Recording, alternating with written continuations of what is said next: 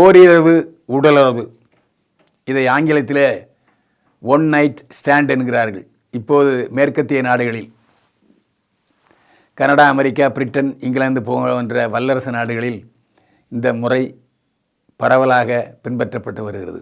இது என்னென்னா, முகம் தெரியாத இரண்டு நபர்கள் ஒரே நாளில் சந்தித்து அன்றைய இரவே உடலுறவில் ஈடுபட்டு அதற்கு பிறகு எல்லாம் முடிந்த பிறகு முகம் தெரியாதவர்களாகவே பிரிந்து போவது. இது பேர் ஒன் நைட் ஸ்டாண்ட்.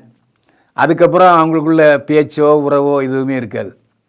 ஆனால் இப்போது இந்தியாவிலையும் பர்டிகுலராக மும்பையில் இந்திய நடிகர்கள் மத்தியில் இந்த ஒன் நைட் ஸ்டாண்ட் முறை பிரபலமாகி வருகிறது. பல நடிகர்கள் ஆமாம், நாங்கள் ஒன் நைட் ஸ்டாண்ட் உறவில் இருந்தது உண்மைதான் என்று ஒத்துக்கொள்கிறார்கள். யார் அவர்கள் என்பதை இப்போது பார்ப்போம். சல்மான் கானுடன் ஒன் நைட் ஸ்டாண்ட் உறவில் இருந்ததாகவும் அதற்கு பிறகு பிரிந்ததாகவும் நடிகை சோமி அலி தெரிவித்துள்ளார். இதை சல்மான் கான் மறுக்கவில்லை. கிருஷ்ணா அபிஷேக், இம்ரான் ஹாஷ்மி ஆகியோரும் இதே போல ஒன் நைட் ஸ்டாண்ட் உறவில் இருந்ததாக பகிரங்கமாக அறிவித்திருக்கிறார்கள். ஷெர்லின் சோப்ரா, சன்னி லியோன், சோனால் சவுகான் ஆகியோரும் ஒன் நைட் ஸ்டாண்ட் உறவில் இருந்ததாக சொல்கிறார்கள். இப்போது தமிழ்நாட்டுக்கும் தமிழ் சினிமா நடிகைகள் மத்தியில் ஒன் ஸ்டாண்ட் உறவு விரைவில் வரலாம், அல்லது வந்துவிட்டு பலர் சொல்லாமல் இருக்கலாம் என்று சொல்லப்படுகிறது. ஆனால் இந்த கலாச்சாரம் மிகவும் மோசமான கலாச்சாரம்.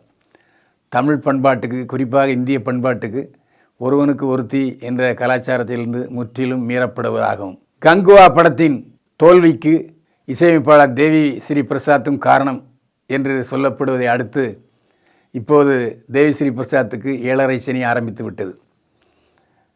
பாடல்கள் பதிவு செய்யப்பட்ட நிலையில் புஷ்பா 2 படத்தின் பின்னணி இசை சேர்ப்பிலிருந்து தேவி ஸ்ரீ பிரசாத் நீக்கப்பட்டிருக்கிறார்.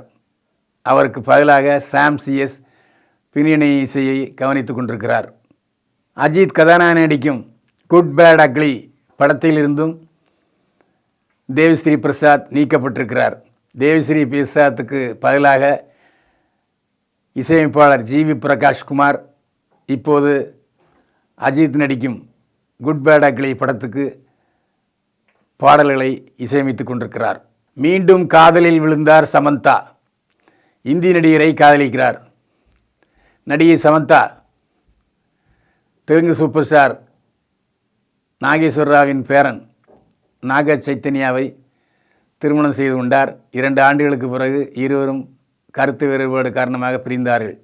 இப்போது நாக சைத்தன்யா சோபிதா தூலிபாலா என்ற நடிகையை திருமணம் செய்ய இருக்கிறார். இந்த சூழ்நிலையில் சமந்தா இந்தி நடிகர் அர்ஜுன் கபூரை காதலித்து வருவதாக தகவல்கள் கிடைத்திருக்கின்றன. மும்பை போகும்போதெல்லாம் சமந்தா அர்ஜுன் கபூர் வீட்டில்தான் தங்குகிறார், அவருடைய வீட்டில்தான் சாப்பிடுகிறார். படப்பிடிப்புக்கு அர்ஜுன் கபூர் வீட்டிலிருந்து தான் சாப்பாடு வருகிறது சமந்தாவுக்கு என்றெல்லாம் சொல்கிறார்கள்.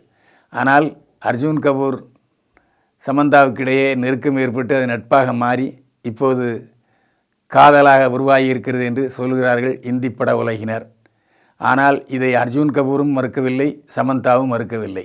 கீர்த்தி சுரேஷ் மதம் மாறுகிறாரா? கீர்த்தி சுரேஷ் தன்னுடைய 12 கால பாய் ஃப்ரெண்டு ஆண்டனி தாப்பல் என்ற தொழிலதிபரை திருமணம் செய்யவிருக்கிறார். இவருடைய திருமணம் கோவாவில் நடக்க இருக்கிறது. ஆண்டனி தாப்பர் கிறிஸ்தவர், கீர்த்தி சுரேஷ் இந்து. இதன் காரணமாக அந்தோனி தாப்பலை திருமணம் செய்வதற்கு ஏதுவாக கீர்த்தி சுரேஷ் கிறிஸ்தவராக மனம் மாறுகிறார். கோவாவிலே மிகப்பெரிய தேவாலயத்தில்தான் கீர்த்தி சுரேஷ் ஆண்டனி தாப்பல் திருமணம் நடக்க இருக்கிறது.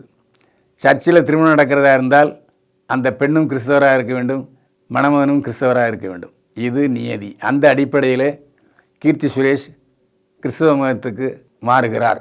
விமர்சனம் இல்லை என்றால் நல்ல படங்கள் காணாமல் போய்விடும். தயாரிப்பாளர் சுரேஷ் காமாட்சி துணிகர பேட்டி.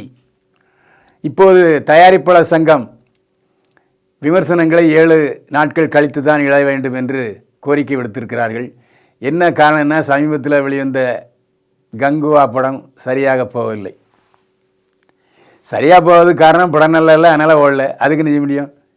அதை விட்டு விமர்சனத்தை நீ 7 நாள் கழித்து போடுன்னு சொன்னால், புதிய படங்கள் இன்றைக்கு உதாரணம் எடுத்துக்கொண்டால் வியாழக்கிழமையே படம் போட்டு படத்தை மக்கள்கிட்ட கொண்டு போய் சேருங்க என்று சித்தார்த்து சொல்லியிருக்கிறார் அந்த படத்தினுடைய இயக்குனர் சொர்க்கவாசல். அப்போது புதியவர்கள் நினைக்கிறார்கள் எங்களுடைய படங்கள் நன்றாக இருக்கும் பொழுது விமர்சனங்கள் நல்லா மக்கள்கிட்ட போய் சேரும், அதனால் தியேட்டருக்கு வர்றாங்கங்கிறாங்க. இந்த அடிப்படையில் தயாரிப்பாளர் சங்க தீர்மானத்துக்கு எதிராக சுரேஷ் காமாட்சி தயாரிப்பாளர் குரல் கொடுத்திருக்கிறார். விமர்சனங்கள் தாமதமாக வந்தால் நல்ல படங்கள் காணாமல் போய்விடும். நல்ல படங்கள் ஓடுவதற்கு காரணமே விமர்சனங்கள் தான். பத்திரிகையாளர்கள், மீடியாக்கள், யூடியூபர்கள் நல்ல படங்களை உடனே மக்களிடம் கொண்டு போய் சேர்க்கிறார்கள். உடனடியாக தியேட்டருக்கு வருகிறார்கள் ரசிகர்கள். அந்த அடிப்படையில் பார்த்தால் விமர்சனங்கள் கண்டிப்பாக தேவை. நல்ல படங்களுக்கு நல்ல விமர்சனங்கள் வரத்தான் செய்யும். அதை யாரும் தடை போட்டு விட முடியாது. எனவே விமர்சனங்கள் தேவை என்கிறார் சுரேஷ் காமாட்சி. சபாஷ் சுரேஷ் காமாட்சி, அப்படி போடு. நேயர்களே, இது போன்ற பரபரப்பான தகவல்களை ஜெம் சினிமா சேனலை சப்ஸ்கிரைப் பண்ணுங்கள், ஷேர் பண்ணுங்கள். மீண்டும் சந்திப்போம். வாழ்க வளமுடன்.